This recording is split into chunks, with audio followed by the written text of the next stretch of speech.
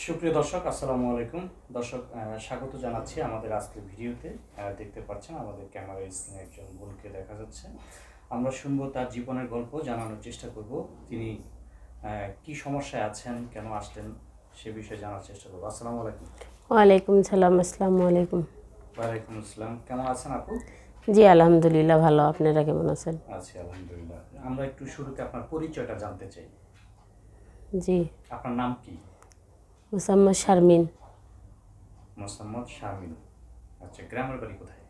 গাইবান্ধা। গাইবান্ধা। পরিবারে কে কে আছে? পরিবারে আমার আম্মু ছিল, আমার মামি, মামা, আত্মীয় স্বজন আছে, কিন্তু বর্তমানে এখন আমি আর আমার মামি। আচ্ছা, আপনার বয়স কত? বয়স 25। কি করেন আপনি? পেশা কি করেন? কাজ করি বাসা বাড়িতে। বাসা বাড়িতে। আচ্ছা, পরিবারে কে কে আছে বললেন? আমার মামি, আমি আর আমার মেয়ে বর্তমানে এখন। আপনার মেয়ে? জি। আচ্ছা, বিয়ে হয়েছে আপনার? জি হয়েছিল। আচ্ছা, কত সালে বিয়ে হয়েছে? সাল টাল মনে নাই, এই 2 বছর 3 বছর আগে। আচ্ছা, তো স্বামীর সাথে কি হয়েছে? স্বামী কোথায় এখন? স্বামী এখন মনে করেন যে আমাদের বিয়ের বয়স এখন বর্তমানে 3 বছর চলতেছে। তো 2 বছর সংসার করছি আর 1 বছর এখন স্বামী ছাড়া আলাদা আছি। মেয়ের বয়স কত? মেয়ের বয়স মনে করেন যে 1 বছর এখনো হয় নাই। আচ্ছা, তো স্বামীর সাথে কি হয়েছে, কি ঘটেছে আপনার জীবনে, সেটি যদি বলতেন আমাদের দর্শকদের উদ্দেশ্যে। এখন স্বামী মনে করেন যে আমার আব্বু আব্বু মারা গেছে অনেক ছোটোবেলায়। আম্মু নানা নানিদের বাসায় আসছিল, নিয়ে আসছিল। পরে আমি যখন ক্লাস 6-7-এ পড়ি তখন আমার আম্মু মারা যায়। তখন আমাদের অভাবের সংসার, আমার মামি, আমি, আমার মেয়ে, তখন আমরা ঢাকাতে আসছি। এসে এখানে যখন কাজকর্ম করি এইখান থেকে বিয়ে শাদি দেওয়ার পরে তখন যাই হোক চলছিলাম আর কি, অনেক দিন 1-1.5 বছর ভালোই চলছিলাম। চলার পরে তখন একটা সমস্যার জন্য মানে আমার স্বামী অন্য জায়গায় একটা সম্পর্কে জড়িত হয়েছিল বিধায় আমি তারে নিজের ইচ্ছায় ছাইরা আসছি। আইসা এখন বর্তমানে মেয়েরে নিতে চাইছিল।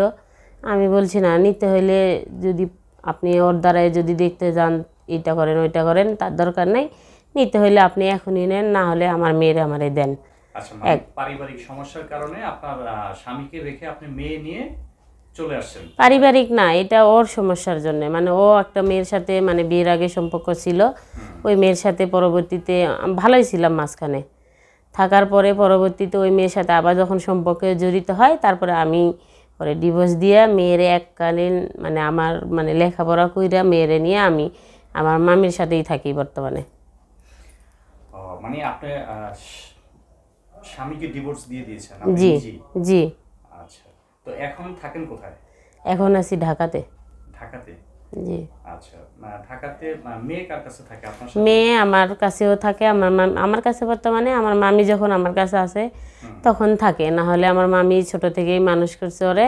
বুকের দুধ খায় না, ও ফিডার খায়। আমি যতটুকু পারি পাঠায় দিই, খায়, আসে বেড়াতে, আমিও যাই, এরকম আর কি। তো আসলে আপনি এরকম একটা ডিসিশন কেন নিলেন যে মানে আপনার 25 বছর বয়স, 1.5 বছরের বাচ্চা সহ আপনি চলে আসলেন ঢাকায় একটা অচেনা শহরে? না, অজানা অচেনা শহর না তো। আমি বিয়ের আগের থেকেই এখানে থাকতাম, বিয়ে এখান থেকেই হয়েছে। জীবনের ইতি এখানেই শুরু, জীবনের ইতি এখানেই আমি নিজেই শেষ করছি। কারণ সে আমার ভালোই ছিল, অনেক ভালোই ছিলাম, আমাদের সংসারটা ভালোই ছিল। যখন ওর মেয়ের সাথে একটা সম্পর্কে জড়িত হইলো, পরিবারের লোক ভালো দিয়ে কি করব বলেন? ঘরে যদি শান্তি না থাকে, সুখ না থাকে, খাইতে পড়তে তো আর ভালো হলে চলবে না। একটা জীবনের শান্তিরও দরকার আছে, ঘরের শান্তির দরকার আছে। সেগুলাই যদি আমি ঠিকমতো না পাই, তাহলে আমি জানি না আমার কোনো খামতির কারণে এটা হয়েছে কি না। এখন সব উপরওয়ালা ছাড়া। আমি তো ক্যামেরার সামনে আসছি, যদি আপনাদের দেখা মনে হয় যে আমার কোনো খামতির কারণে আমি আমার স্বামীরে ধৈর্য রাখতে পারি নাই, সেটা এখন আসলে সেটা তো একমাত্র আপনি বুঝতে পারেন যে আপনার সুখের ঘাটতি কোথায় ছিল, কেন আপনি চলে আসলেন, তার কারণটা কি, সেটা তো আপনি একমাত্র ভালো জানেন। এখন আমি 1 বাচ্চার মা, তারপরেও তো আমার খামতি কোথায় আমি তো বুঝতে পারতাছি না। তারপরেও এখন হয়তো ওর মনে কোথায় হয়তো খামতি ছিল, হয়তো পারি নাই সেভাবে চলতে, এই জন্য হয়তো অন্যদিকে আবার গেছে। আপনি তো সেটা চেষ্টাও করেননি, আপনি তো নিজেই আপনার স্বামীকে ছেড়ে চলে আসছেন। হ্যাঁ, আমি ছেড়ে চলে আসছি, কারণ অনেক অত্যাচার করতো, ওগুলো অত্যাচার সহ্য করার মতো না। দিন শেষে যদি একবার খান আর যদি শান্তি থাকে, সুখ থাকে, সে খাওয়ার মনে করেন যে সুখ শান্তি আছে, ঘরের সুখ শান্তি নাই, অত্যাচার টর্চার এগুলো আর নিতে পারি না, এই জন্যই আসছি। একটা মেয়ে যে সংসার ছাড়ে একটা বাচ্চা নিয়ে, কম কষ্টের কারণে কি ছাড়ছে বলেন? নিজে নিজে রোজগার কইরা খাইতে হইতেছে, পরের বাসায় কাজ কইরা খাই, কত কষ্ট হয়। তাহলে নিজের বাসায় কাজ কইরা কি খাইতে পারতাম না 2টা ডাল ভাত? কিন্তু দিন শেষে রাতে যে মার ধর অত্যাচার ওগুলা নিতে পারি না, এই জন্যই আমি আসছি। আপনি কি চান? আমি এখন চাই যে লাইফে আসলাম, যে যদি একটা ভালো মনের মানুষ যে আমার বাচ্চার দায়িত্ব নিবে, ভালো রাখবে, ভালোবাসবে, দিন শেষে একবার আয়না দিলেও যদি স্বামী সুখটা থাকে, একটা মেয়ের কাছে অনেক অনেক ভালো আনন্দের বিষয়। এরকম যে আসলে আপনি লাইভে এসে মনের মানুষ চাচ্ছেন, যে আপনার মনের মানুষ ছিল, যার সাথে আপনি 3 বছর সংসার করছেন, এক বিছানায় ঘুমাইছেন, আপনার সন্তানের বাবা, তার কাছেই আপনি সুখ পাননি। এখন আপনি কোন ঠিকানায় যাবেন, কার কাছে সুখ পাবেন? এখন সবই হলো উপর আল্লাহর উপর। কপালে যদি আমার সুখ থাকে, অবশ্যই আল্লাহর পৃথিবীতে, এত বড় পৃথিবীতে অবশ্যই কোনো না কোনো হৃদয়বান ব্যক্তি থাকতেও পারে যে আমার বাচ্চার দয়াটা বুঝবে। আমার এই ভিডিওটা দেখা যে ভাই যেখান থেকেই দেখুক, যদি পুরা ভিডিওটা শুন না যাই না, যদি আমার সাথে যোগাযোগ করতো, আমার সাথে কথাবার্তা বলতো, যদি মাইনা নেয়, তাহলে আমি তার সাথেই সম্পর্ক করব। আপনার উদ্দেশ্য কি নতুন সংসার করা? জি। আচ্ছা, তো সেই সংসারে আপনি সুখ পাবেন কতটুকু আপনার আশা আছে, যে নতুন কাউকে আপনি জীবন সঙ্গী করলেন, সে আপনাকে নতুন করে সুখে রাখবে, এরকম আশা কিভাবে করেন? এখন করতেছি, মনে আশা আবার ছিল না ইদালিং, তারপরে আশা আছে। আমি যদি মেয়ে মানুষ হয়ে থাকি অবশ্যই ধরে রাখতে পারবো। একজনের পারি নাই দেখে তো আরও যে পারবো না একজনের, তা তো না।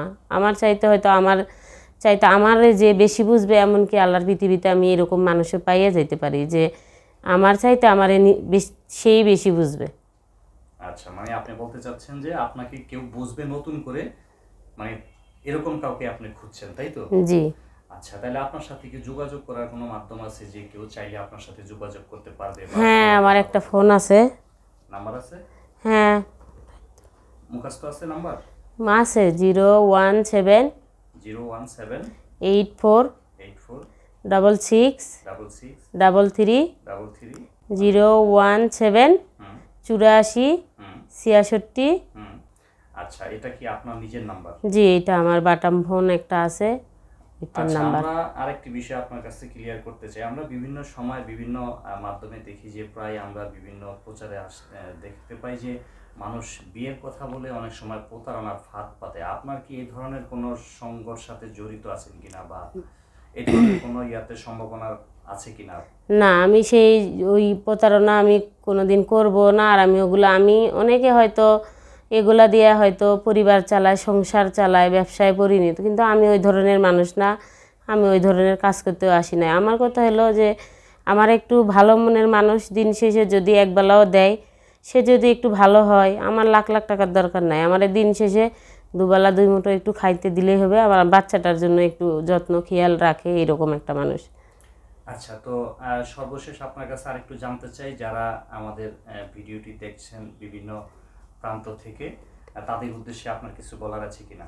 হ্যাঁ, তাদের উদ্দেশ্যে আমার একটা কথাই বলার আছে, যে যেখান থেকেই দেখেন ভাইরা, দেশ বিদেশ থেকে যেখান থেকেই দেখেন, ভিডিওটা পুরা দেখবেন। আমি হয়তো কারো বোনের মতো, কারো পরিবারের একজন আত্মীয় স্বজনের মতো, কিন্তু অভাবে পড়ে এখানে আসছি বিদায় যে আমাকে যাই যেখান থেকে বাজে কমেন্ট করবেন, বাজে কথা বলবেন, এগুলো না বললে ভাই হেল্প সহযোগিতা না করতে পারেন, সমস্যা নাই, কিন্তু বাজে কমেন্ট করেন না, বাজে কথা বলেন না। কারণ আমিও কোনো বাবার সন্তান, আমিও কোনো ভাইয়ের বোন, আমিও কোনো হয়তো কারো বউ ছিলাম একদিন। তা আপনারা যদি আমার বাচ্চার দায়িত্ব নিতে চান, সবাই তো আর দায়িত্ব নিতে পারবে না, যে কোনো একজন মানুষ নিতে পারবে। যদি একটু আমার বাচ্চার জন্য একটু হেল্প সহযোগিতা করেন, তাহলে আমার যে নাম্বারটা আছে ওই নাম্বারে ফোন দিবেন, কথা বলবেন, বইলা যদি আপনাদের ভালো লাগে 2-4-5 টাকা একটু হেল্প করবেন, ওই নাম্বারে বিকাশ করা আছে ওইটাতে দিবেন। প্রিয় দর্শক শ্রোতা, যে যেখান থেকে দেখছেন, আমরা জীবনের গল্প তুলে ধরি মানুষের। আসলে এটি আমাদের, যেহেতু চ্যানেল কর্তৃপক্ষ কোনো বিবাহ বা কোনো ব্যক্তির দায় নেয় না, তো তো সুতরাং আপনারা যে যেখান থেকেই দেখছেন ভিডিওটি, আপনারা জেনে বুঝে যোগাযোগ করবেন এবং কোনো প্রতারণার দায় আমাদের ইউটিউব কর্তৃপক্ষ নেবে না, সে দায় দায়িত্ব আমাদের নয়। আপনাদেরকে আরেকবার সতর্ক করে আমরা ভিডিওটি এখানে শেষ করছি। বরাবরের মতো আপনাদের শুভকামনায় আজ বিদায় নিচ্ছি। আবার হাজির হব অন্য কোনো সময় অন্য কোনো ভিডিও নিয়ে। সে পর্যন্ত ভালো থাকুন, সুস্থ থাকুন।